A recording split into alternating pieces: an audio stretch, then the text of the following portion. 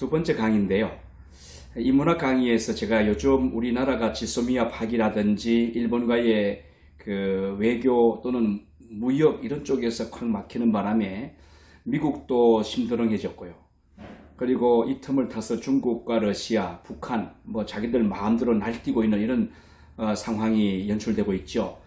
그리고 대한민국 경제가 많이 좀 어려워지고 있는 건 사실입니다. 왜냐하면 현재 수출이 부진되거나 또는 원자재나 중간재 또 이런 것들을 수입하는 부분에 있어서도 굉장히 어렵기 때문에 그렇지 않는가 이런 생각을 해봅니다. 그래서 오늘은 우리가 정말 얄미운 이 옆구리에 있는 어떻게 보면 우리 대한민국 지도를 놓고요 전 세계를 이렇게 비춰보면 대한민국이 중국의 그 목덜미를 콱 움켜쥐고 있는 호랑이 형상으로 되어 있다고 볼 수 있죠. 그런데 우리 호랑이라고 대한민국 지도를 간주한다면 그 뒤편에 동해 쪽으로 딱 이렇게 위에서 밑으로 쫙 이렇게 감싸고 있는 것이 일본입니다. 쉽게 말해서 대한민국의 뒤통수를 칠 수 있는 나라라는 거죠. 항상 저게 일본은 우리나라를 이렇게 괴롭혀왔고 뒤통수를 쳐왔습니다. 역사적으로 그렇습니다. 그래서 오늘 강의의 요지는 뭐냐?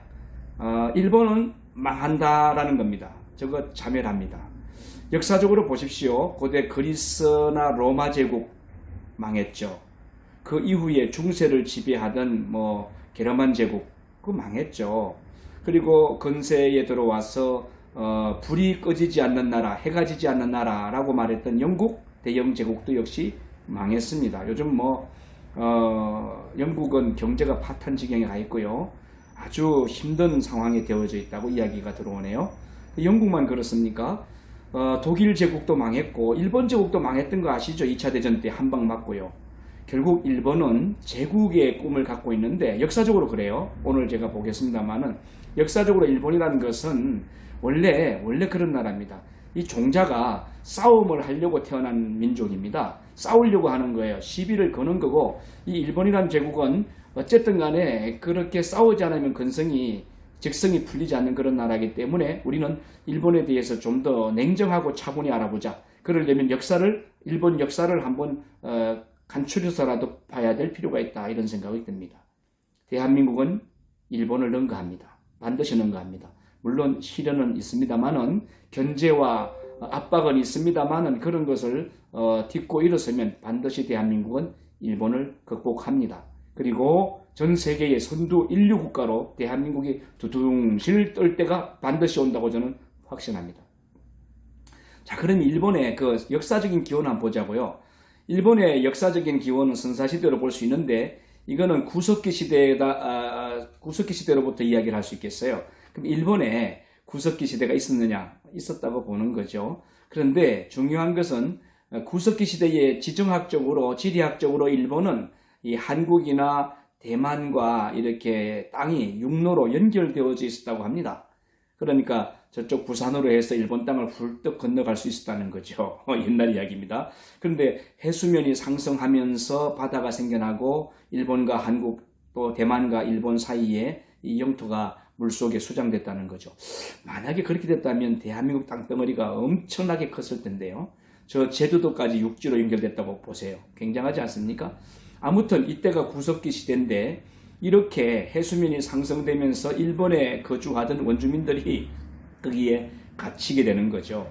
이게 아마 지금부터 한 12만 년 전의 역사가 됐다라고 이야기하는데요. 이 시기에 유물이나 화석 인류가 그렇게 많이 남아있지 않습니다. 그 이유는 일본이 원래 지진과 화산 활동이 많잖아요. 그래서 땅 속에 있는 것이 밖으로 나오면서 땅 위에 있는 것을 다 덮어버리고 녹여버리죠. 따라서 유산이 대한민국처럼 그렇게 잘 남아있기가 어렵다 하는 것이고요. 또 하나는 이 산성 화강암 토양이기 때문에 빨리 부식시킨다는 겁니다. 우리는 경주에 가면 이렇게 그 1000년, 1500년, 2000년 가까이 되는 그런 유물들이 땅속에서 나오잖아요. 그런데 일본은 그런 것을 보기가 힘들다는 거죠. 토양 자체가. 그래도 시초오카이에 가면 화석 인류가 있고 군마에 가면 구석기 유적이 발견됐다라고 학자들이 이야기하니까요. 일본에도 구석기 시대가 있었다라고 우리가 봐주자고요. 그런데 중요한 것은 이것이 신석기 시대로 오면서 기원전 1만 년 전까지 거슬러 올라가지만 그 시대에 대한 일본의 역사는 거의 없습니다. 그리고 나서 이제 청동기 시대와 철기 시대가 BC 3세기경에 시작되는데, 그런데 중요한 것은 말이죠. 일본의 이러한 청동기와 철기 문명을 전달해 준 경로가 있다는 거예요. 어디겠습니까? 1번 태평양을 건너온 미국의 아메리칸 인디언들. 2번 우리 한반도의 원주민인 우리 조상들. 그렇죠. 답은 우리 조상들입니다. 우리 조상들이 청동기와 철기 문화를 기원전 한 3세기경부터 기원 후 3세기까지, 이 시대가 일본의 아주 유명한 야요이 시대라고 하는데, 이 야요이 시대를 만들어준 배경이 됩니다. 사실 이게 일본의 고고학적으로 살펴보면 한반도의 그 문화다, 이런 이야기들이 나오고 있죠. 물론 일본의 극우 세력들은 조문 토착서를 이야기하죠. 그리고 한반도에서 안 오고 중국에서 직접 건너왔다. 어떻게? 중국에서 휙 날아가지고 한반도를 경유하지 않고 한반도 상공을 휙 날라서 일본 땅에 도착했다라고 이런 거짓말을 합니다. 하여튼 뻥이 심한 나라입니다. 저거 대단히 뻥이 심합니다. 분명한 것은 우리 한반도에서 건너갔다, 그렇게 보시는 게 맞고요. 일본의 철기와 청동기 문화는 결국은 우리 한반도인들이 전해준 거다. 그래서 일본의 그 문명국가로 발돋움할 수 있는 첫 번째 단추를 끼워준 것은 우리 조상들이다. 이거 우리가 부인하지 못하겠고요. 그리고 이걸 우리가 자긍심으로 가지고 있어야 되겠죠. 어쨌든 간에 일본의 이제 청동기와 철기 문화가 문명이 전달되면서 일본은 작은 지방 소도시들이 치고받고 싸우다가 4세기경이 되면서 중앙 집권적인 체제를 갖추게 됩니다. 이것을 고훈 시대라고 합니다. 일본 서기나 고사기 등에 보면 이게 뭐 일본이 신화로 이렇게 이야기를 합니다만은 그것 전부 뻥입니다. 사실 일본이 이때에 이제 외라고 하는, 우리가 외놈이라고 하는데 외라고 하는 명칭을 일본과 한국과 우리 한국과 중국의 문헌에도 등장하죠. 그러니까 외놈들 세상이 된 거는 1600년 정도밖에 안 되는 겁니다.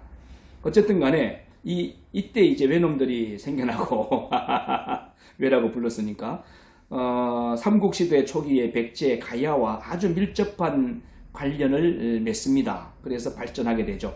그러니까 지금의 이 백제, 충청권 이쪽하고 굉장히 문물 교환을 활발하게 하면서 일본이 성장하는데요. 그런데 중요한 것은 경상도 지역에, 즉 신라의 동남해안은 수시로 노략질합니다. 이미 신라시대 때부터 일본이 우리 땅을 치고 들어왔던 거죠.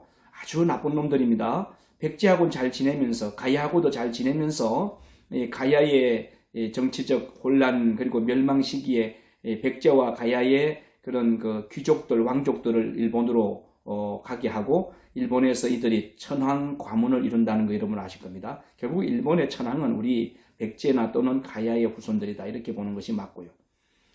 아무튼 광개토 대왕 때에 광개토 대왕이 신라로 병력을 움직여서 가야와 외를 격파했다는 기록이 나오는데, 그게 뭐냐 하면 이 외놈들이 가야와 결탁하고 이미 가야 지역에 주둔하고 있었다, 이렇게 볼 수 있겠습니다.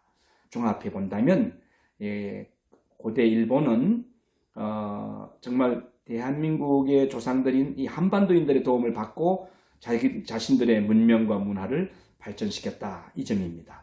자, 여러분, 여기서 우리가 주목할 거, 일본이 지금 초강대국이 되어져 있습니다. 물론 대한민국이 이제 경제 10위에 들어갔고 군사로는 일본을 한 단계 앞질렀죠.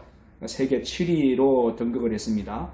어찌되었건 일본이 8인데 우리 뒤통수를 치려고 뒤에서 후시탐탐 우리 등줄기를 때리치고 있는 저 일본 망한다, 그렇게 확신하십시오. 그래서 우리 대한민국은 안 망한다. 대한민국은 얼마든지 극복할 수 있다. 그 길 할 수 있다. 그래서 대한민국 국민들이 일심단결하고 자신의 일에서 최선을 다해주면 참 좋겠고, 정치인들 싸우지 말고 좀 정치를 좀 더 잘해주면 좋겠다, 이런 생각을 해보면서 오늘 행복 인문학, 우리 인생 이모작을 위한 이 강의를 마치겠습니다. 여러분, 내일 이 시간 기대해 주십시오. 감사합니다.